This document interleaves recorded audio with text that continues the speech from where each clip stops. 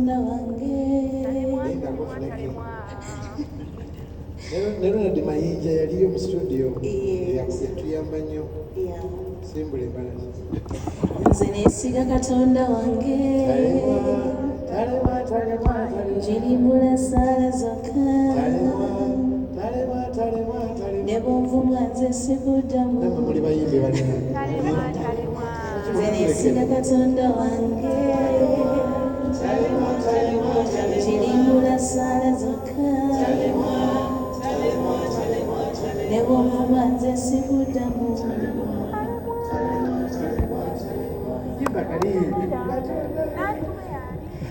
katonda tonsuula kinsaba beera nange oteeka oluku olumenere.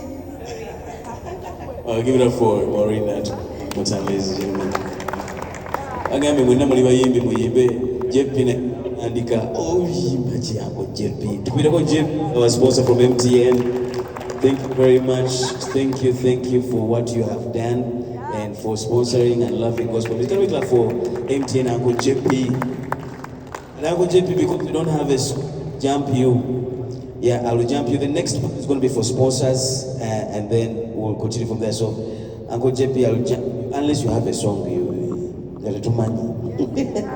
We'll go to. We'll start from Isaac.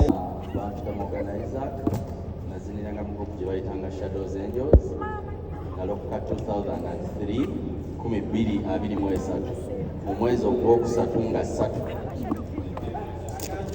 12 mu mwezi ogwokusatu nga 3 bwe nalokokera akyali mwana muto. Njagala okwebaza Katonda olwa Musumba Bugembe, kubanga Musumba Bugembe ono ekanisa gye namulabiramu bagiyitanga Kansanga Miracle Center ate nga nange gyensabira. Yajjanga mulancawa n'ayimbanga ng'akuba nnanga, era akatishaati kayero kayimbako era nze namulabanga ng'ayimba akambaddeyo Kampala. Waliwo yakambalako najja n'ayimba n'akuba ennanga. Naye kyasinga okuneewunyisa nti abimbi bayimbanga bangi naye nga ye buli wayimba kibeera different. Nga talina siddi naye ng'akuba nnanga naye abantu ne babeera touched.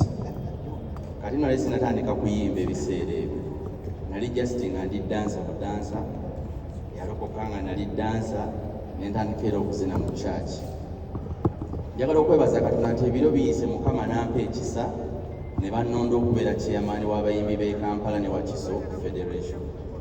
Nze chairman w'abayimbi bonna nentwala omukisa okwebaza nti ne Musumba Bugembe naye asi anda ndi muweereza kati, kubanga bw'ogamba nti ndi ana bamenya amateeka, kubanga nakizula nti abimbi babeera bize ne banneesiga okuba nti siri bize nnyo nsobola okuweereza. Nkategese bulungi Musumba. Ate Musumba ye muntu eyasooka yajja ku saluni yange emunyonyi nayindoosinga obwa chairman bwange n'ansabira omukisa n'angamba genda okola emirimu gya Mukama. Ekyo Musumba nkikwebaliza. Mukama teyakuleeta by mistake. Era akantu ako bannange neeyagala nakapositinga nga bwe nkazaayo. Kakati n'emyaka 2 gye tucelebratinga, si Musumba Bugembe yakicelebratinga yekka, tugicelebratinga ng'abayimbi ba gospel. Bino omuyimbi gwe mbadde ŋŋambawo ne mugamba nti naye bw'obukya ku makya Musumba Bugembe n'akola ekintu ne kifa, olowooza gw'oba oliwa. Kaakati ne mugamba nno buli woolabanga omuntu akusingako ng'alina kyategese kikukakatako, teweetagana kumanya nti olina kyokola. Weetikka emirimu, oba otimba posita, oba ogaba fulaya, oba ompositinga ku status, because buli wasakisiidinga ffenna tuba tukola ki. Kakati nno nze ekintu kye nayiga nti we are not created to fit, but we are created to fix. Akantu ako mukategedde? Kyova olaba nti abantu abamu aba gospel ekintu ekibatawaanya, lwaki oyo abeera n'abasekyula, lwaki oyo abeera n'abamisiri. Ekintu ekyo wona okitegeera nti nno ffe twatondebwa si kutafiiti nga twatondebwa kufikisinga. Kyova olaba nze omuyimbi omu yaŋŋamba ow'amaanyi n'aŋŋamba nze ne mmala ndwala nga ndi ku kitanda nga neetaaga omuntu okunsabira, omuntu gwe nsobola okuyita mu basumba bonna ye Musumba Bugembe. naye omuyimbi bw'abanga omuyimbi atali mulokola akoze statement bwetyo n'agigamba ng'agigamba nti Musumba Bugembe gwasobola okuyita, kitegeeza Musumba Bugembe ensigo ze akoze ki? Azisize bulungi. Era Musumba njagala okutegeeza Musumba wange, bwe wabanga waliwo opportunity ey'okukolayo Bayibuli endala ey'okubiri, ndowooza wandibaddemu n'ekitabo, oba wandibadde bakiyita Wilson kyandibaddemu ebbaluwa y'abennansana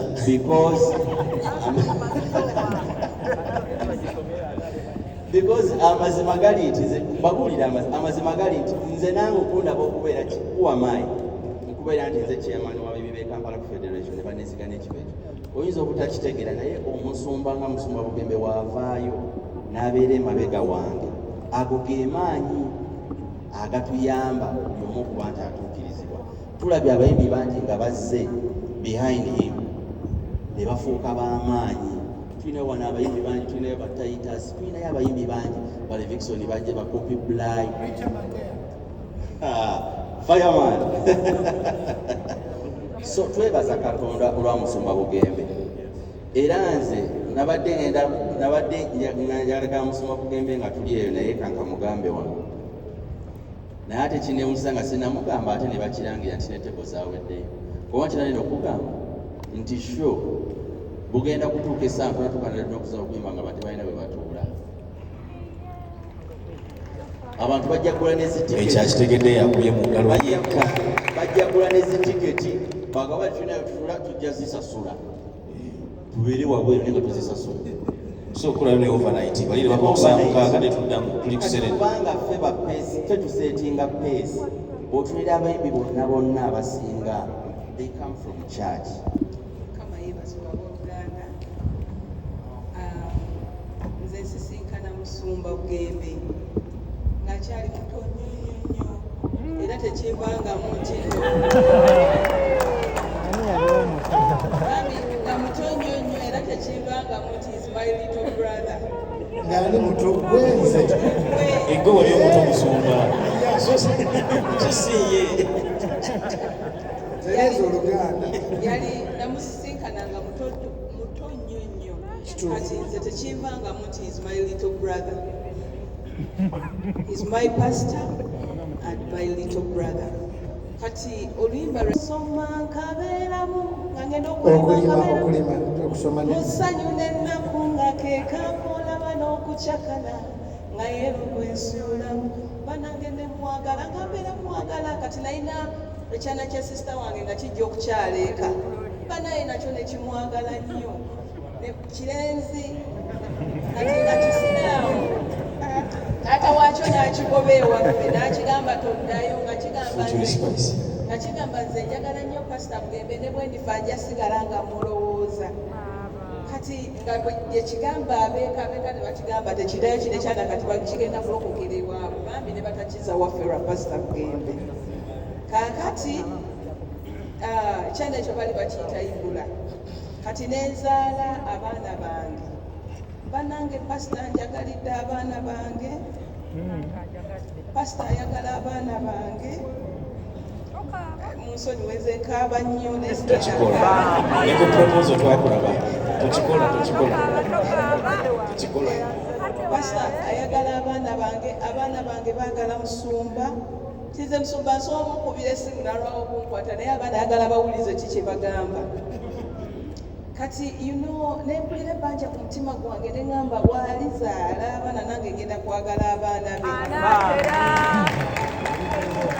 Kubanga amazima gali nti anjagalidde abaana bange nti ne bwe babeera mu kifo nga babadde mu kifo nga babadde waleeri kati bagenda nabawasa bagenda bawasa naye abalengera n'agamba gundi jangu bonna abamanyi feesi Mukama waffe yeebazibwe. So Musumba Bugembe alina okwagala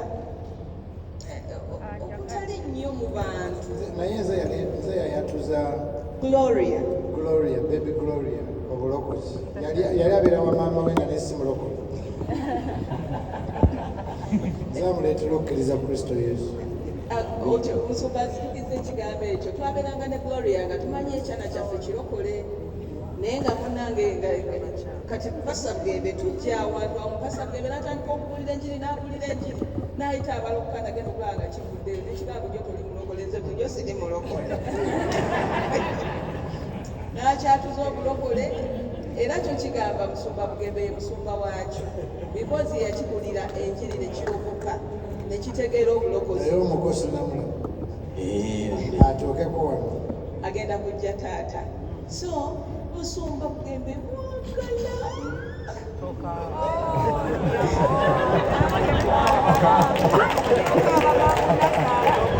ate omuwala yamugaba walala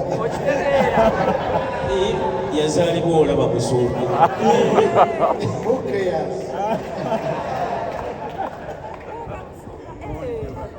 kati ekyo kyenina I love him so much nnyo kyekyo kyenyinza okwogera Qualification kamanya akayimba kamu yes mami tuyimire omanyi wensanyuka ennyo ntya ate nemera nga so akola kintu kyakyonna kati nawe bifia because I'm so happy ayimba akange mami yimba yakangeko muyimirire ako abo onobeegattako kale abaliro namwe muyimirire tuyimba akayimba kwaya kwaya okay one tugende eri waggulu munotiri waggulu eri mami ali mu mbeera ki mami ali mu mbiri enter